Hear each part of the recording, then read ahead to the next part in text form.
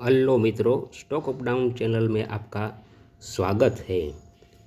शक्ति पंप, अभी मैं ये वीडियो रिकॉर्ड कर रहा हूँ, तभी इस शेयर का भाव चल रहा है 794 रुपये। शक्ति पंप, इस स्टॉक के बारे में दोस्तों बात करें तो यह शेयर एक वक्त 1250 तक पहुंच गया था, लेकिन लगातार मार्केट का सेंटिमेंट कमज़ोर रहने के कारण अच्छा खासा करेक्शन में आ गया है।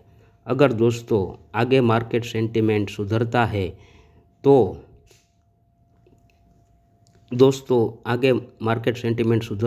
तो इस शक्ति पंप शेयर में अप ट्रेंड आ सकता है। यानी कि दोस्तों